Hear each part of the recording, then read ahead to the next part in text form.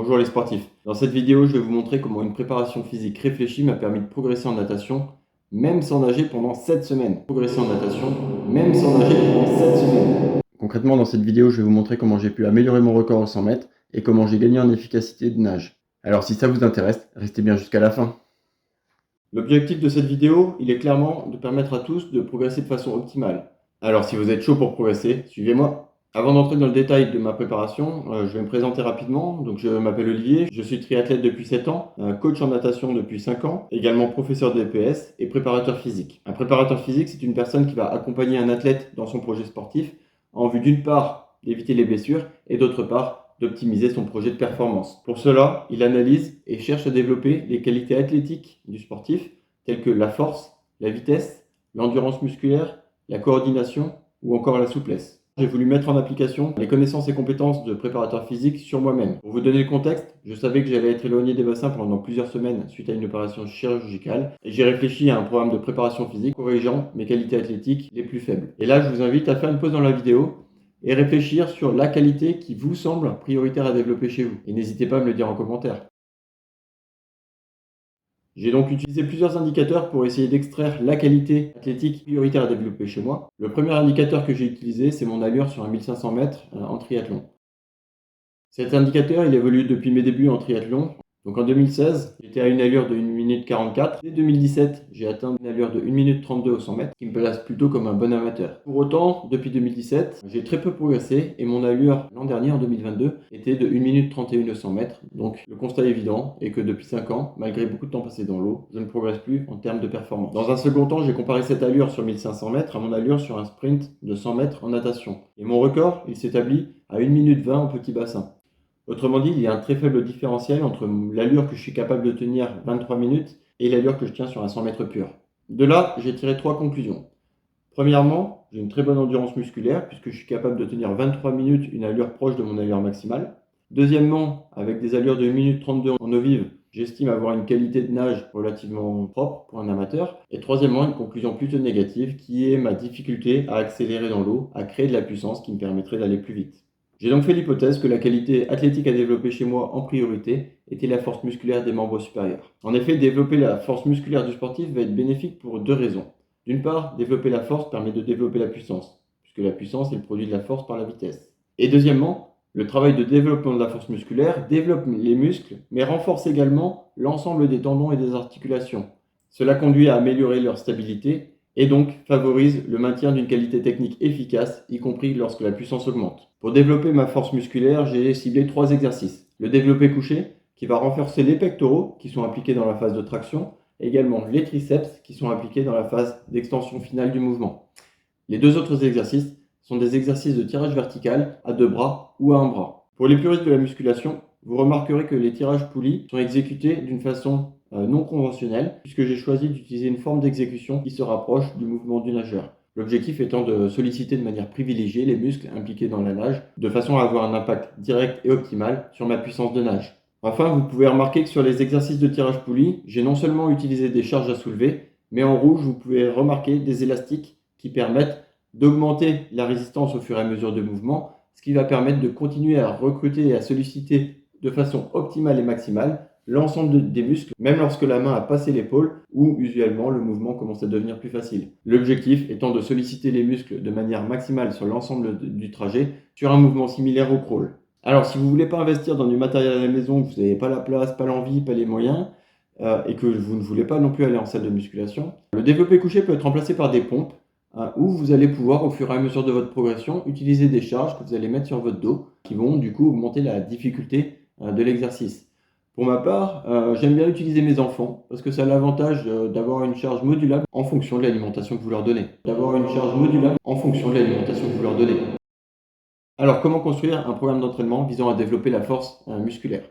De façon simpliste, il existe une corrélation entre la charge que vous allez utiliser sur vos exercices, le nombre de répétitions et l'impact que la séance va avoir sur votre corps. Concrètement, il est communément admis que pour un nombre de répétitions entre 1 et 6, avec une charge au-dessus de 85% de la charge maximale que vous êtes capable de soulever une seule fois, on va agir de façon privilégiée sur le développement de la force maximale. Dès lors qu'on va avoir des charges plus faibles avec un nombre de répétitions compris entre 6 et 15. On va plutôt agir sur de la prise de masse musculaire, de l'hypertrophie, qui va servir au bodybuilder, mais qui finalement, pour le triathlète qui veut avoir un rapport poids-puissance relativement contrôlé, on va plutôt éviter ce genre de séance. Et dès lors qu'on va dépasser les 15 répétitions avec des charges en dessous des 75%, on développe l'endurance musculaire. Et ça, c'est pas forcément ce qu'on cherche à développer dans une séance de musculation, puisque cette endurance musculaire, on peut très bien la développer en bassin et c'est même recommandé pour acquérir une meilleure technique. Compte tenu de ces informations, la séance clé de mon programme d'entraînement, c'est une séance constituée de 6 séries de 3 répétitions avec une charge comprise entre 85 et 90% de ma charge maximale. Chaque série est suivie de 2 à 3 minutes de récupération pour permettre une récupération complète du muscle de manière à garder une bonne qualité d'exécution. Naturellement, un programme de préparation physique, c'est un peu plus complexe que ça. Je ne vais pas rentrer ici dans le détail, mais n'hésitez pas à poser vos questions en commentaire sur la manière de construire un programme d'entraînement. Alors, je vous mets ici une photo de mon carnet d'entraînement. Alors, il est un peu complexe, il y a des abréviations qui me parlent à moi, et l'important, c'est que votre carnet vous parle à vous. Sur ce carnet, ce qu'on constate là, c'est que le 21 septembre, j'étais à des séries de 48 kg au développé couché, et que je suis passé quelques semaines plus tard à des séries de 58 kg. Autrement dit, une progression de 20% qui démontre une augmentation significative de la force que je produis sur cet exercice. Alors 20%, ça peut paraître beaucoup, mais ce qu'il faut savoir, c'est que j'étais débutant complet sur cet exercice au début de cette préparation. J'ai préféré commencer en sous-évaluant ma force max de manière à ne pas me blesser et à avoir une augmentation progressive et régulière. Bon, assez de blabla, ça donne quoi en natation après 7 semaines sans nager? Pour analyser l'évolution de ma nage avant et après cette préparation physique, j'ai utilisé 2 indicateurs. Un premier indicateur qui est ma performance brute sur un 100 mètres en petit bassin et un indicateur d'efficacité que vous trouvez souvent sur vos montres de Swolf, qui est simplement l'addition du nombre de coups de bras et du temps mis pour parcourir une distance donnée. En l'occurrence, un 50 mètres en petit bassin, où je cherche le nombre de coups de bras minimum sans me préoccuper réellement du temps. Alors au mois de juin dernier, mon record, je vous l'ai dit tout à l'heure, il était d'1 minute 20 sur un 100 mètres en petit bassin. Et mon indicateur d'efficacité, il était de l'ordre de 77 avec 47 secondes mis pour parcourir 50 mètres en 30 coups de bras. Alors généralement, après une coupure, ces indicateurs, ils ont tendance à se dégrader. Et typiquement, mon record sur un 100 mètres après 3-4 semaines est de l'ordre de 1 minute 26, 1 minute 30 au 100 mètres. Alors que mon indicateur d'efficacité, il va augmenter à 80-82. Donc maintenant, c'est ce que vous attendez tous depuis le début de la vidéo. Qu'est-ce que deviennent ces indicateurs après cette semaine d'arrêt concrètement? Sur ma première séance de reprise en petit bassin, j'ai réalisé 2 fois 100 mètres, allure sprint, et j'ai obtenu des temps d'1 minute 21 et 1 minute 22 respectivement. Déjà, c'est un indicateur relativement intéressant qui montre que la préparation physique m'a permis de maintenir ce niveau de performance. Donc j'étais déjà extrêmement surpris, extrêmement bluffé par ce premier résultat. Là où c'est devenu complètement hallucinant, c'est sur mon indicateur d'efficacité.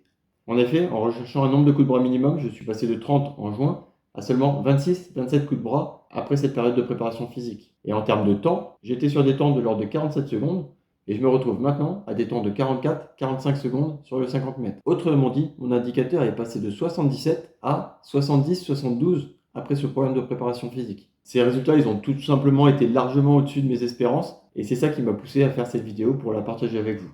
Donc concrètement, après seulement 2 semaines et 4 séances nagées à 1500 mètres par séance, je me suis retesté sur un sprint et là j'ai réalisé un temps d'1 minute 18. New record!